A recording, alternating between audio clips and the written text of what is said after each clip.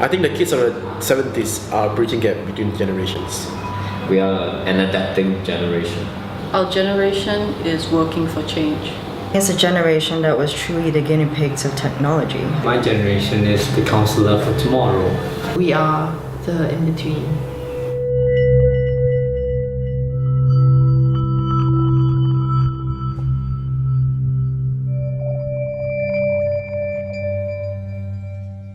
When I was 5, my father passed away. I was not even 5, maybe about 4 years old. I still can remember I was sitting down here, where you are sitting right here.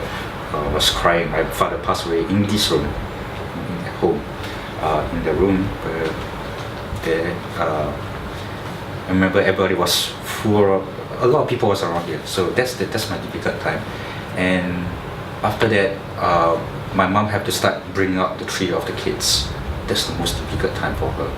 And she got no education. She got nothing. So what she worked as a dishwasher, part-time dishwasher, part-time house cleaner for the expats group, the expat people who work in Singapore, which as they commonly live around at the famous Holland Village area. It's how she brought up the 3 kids up. And I do remember one night, which was very late. Was very hungry. I was very hungry. Sorry, I was very hungry. And my sister was with me, and she was around 8 or 10 years old. If I was 4, she's around 8 years. She was about 8 years old. Was late, about almost 8 o'clock, and my mom haven't come back yet. And I was 4 years old, and when the 4-year-old kid was hungry and he was really grumpy and crying. I remember this door was good. Grill gate was open. I was waiting here, waiting patiently for my mom to come back home, and was crying. And, that's how I felt hunger is. I did promise myself, I don't feel like that. I don't feel hunger anymore. That's motivation. I'd have to say that living in this society, in this generation, people don't have needs. They have wants masquerading as needs. As I say, the 5C, cash, career, condo, credit card, and car. I can say that all these 5 are no more in our list. There's no more in our list.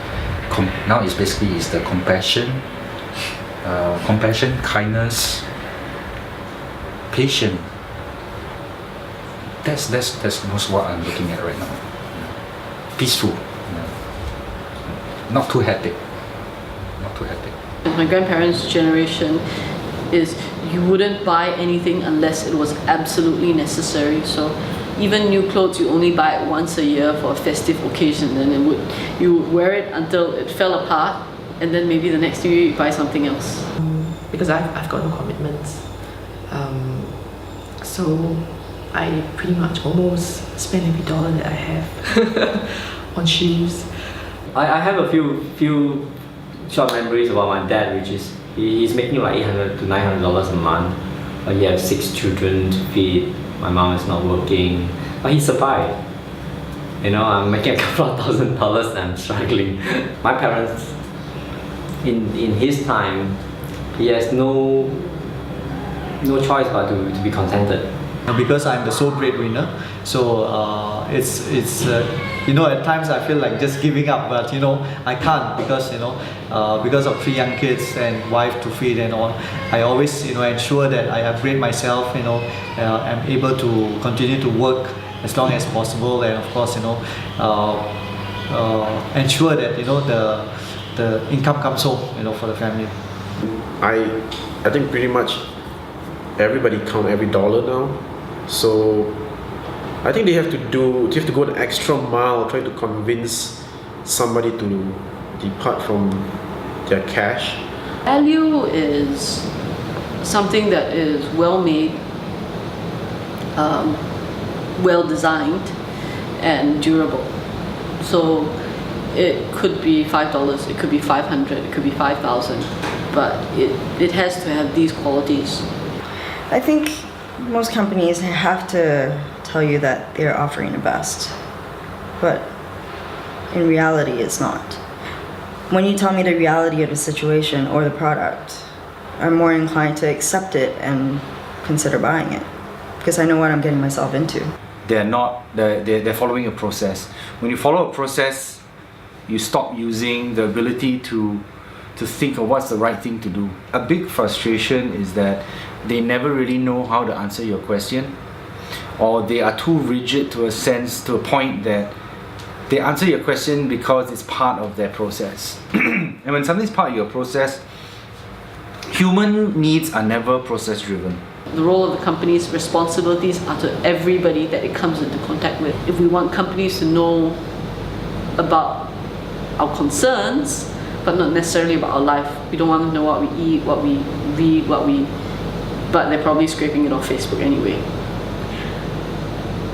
What we would want them to know is our concerns. We'd like products that are made without cruelty or exploitation.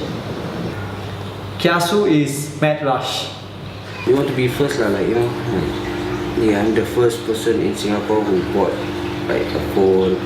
I'm the first person who got this product. I think they have this mentality lah.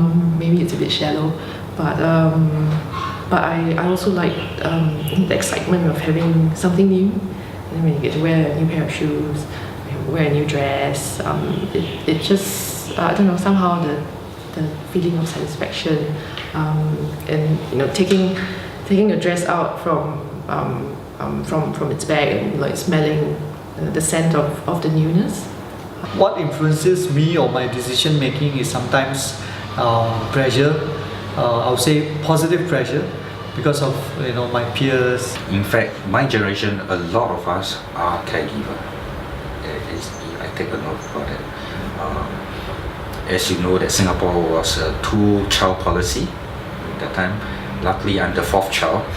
After that, my mom had to go for her gynae to tie up her wound or something like that. You know, she'll get taxed. I think there's a few group of us categorized. The single group, the single and carefree group. Okay, the single, they got no worries. Nobody will take care of it. They can just go and do things like. I'm fall into the second category, single and yet responsibility to take care of the parents. Right? I've been broke in Singapore. I know how it feels. How it is to be broke in Singapore. Like, I used to have to like stop the forum, the food courts, because you're gonna need, like, if somebody wasn't gonna touch food, you gotta eat that. Because you gotta make it to the next day, right? You have to make it to the next day. If you don't make it to the next day, you're not gonna make it to the next day.